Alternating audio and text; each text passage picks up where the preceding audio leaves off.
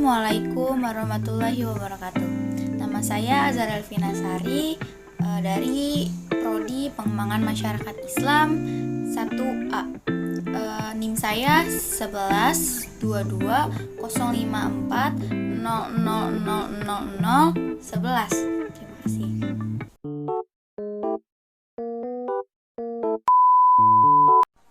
Assalamualaikum warahmatullahi wabarakatuh. Bismillahirrahmanirrahim. Wassalatu wassalamu ala asrofil anbiya'i wal mursalin Sayyidina wa maulana Muhammadin wa ala alihi wa sahbihi ajma'in, amma ba'du. Yang saya hormati Bapak Diki Andika MSI selaku dosen pengampu serta teman-teman yang saya cintai. Pertama-tama marilah kita panjatkan puji syukur kehadirat Allah Subhanahu wa taala, di mana kita masih diberikan begitu banyak kenikmatan. Di antaranya nikmat sehat walafiat, nikmat panjang umur, nikmat iman dan Islam. Tidak lupa salawat serta salam kita aturkan kepada junjungan Nabi besar Muhammad SAW yang membawa kita dari zaman kegelapan ke zaman terang benderang seperti yang kita rasakan saat ini. Alhamdulillah pada kesempatan ini saya dapat membawakan ceramah mengenai peran masjid dalam pemberdayaan umat.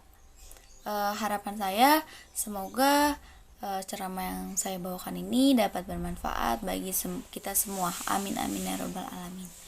Jamaah sekalian, masjid seringkali disebut masyarakat sebagai rumah Allah yang berfungsi menunaikan ibadah sholat bagi umat muslim.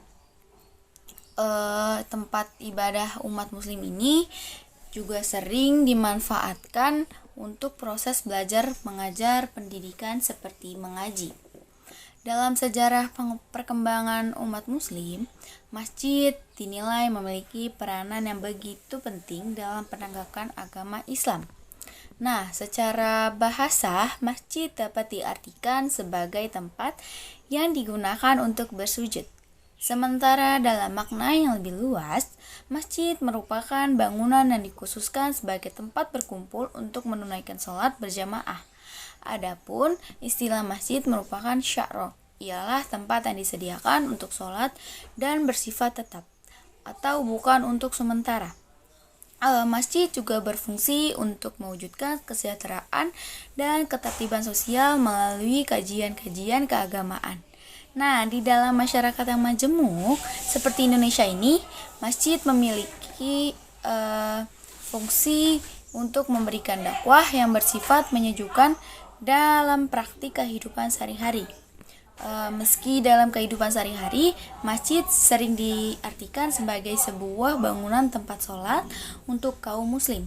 Namun, masjid juga memiliki peranan penting untuk membangun karakter serta identitas kebudayaan umat muslim. Oleh karena itu, masjid memiliki beragam fungsi untuk kemaslahatan umat muslim dalam menjalani kehidupan sehari-hari. Lalu, menelisik fungsi masjid sangatlah luas. Fungsi masjid pada zaman Rasulullah bukan sekedar sebagai tempat untuk melaksanakan sholat saja. Masjid pada masa itu juga dipergunakan sebagai madrasah bagi umat muslim untuk menerima pengajaran Islam. Masjid juga menjadi balai pertemuan untuk mempersatukan berbagai unsur kekabilahan. Masjid juga berfungsi sebagai tempat untuk bermusyawarah dan menjalankan roda pemerintahan. Keberadaan masjid pada era Rasulullah lebih tepat dikatakan sebagai institusi yang membangun peradaban umat Islam yang modern. Namun nyatanya peranan masjid dalam menyelesaikan permasalahan sosial keagamaan semakin mengalami kemunduran.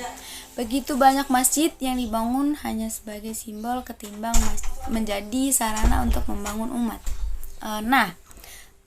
Ada 3 hal yang hendaknya bisa direlasikan, yakni kegiatan kesektaritan dengan baik, pemeliharaan dan kegiatan pengembangan kemakmuran masjid untuk mendukung peningkatan moral spiritual dan mendongkrak derajat ekonomi masyarakat. Nah, 3 aspek tersebut dipenuhi guna pemanfaatan masjid semaksimal mungkin.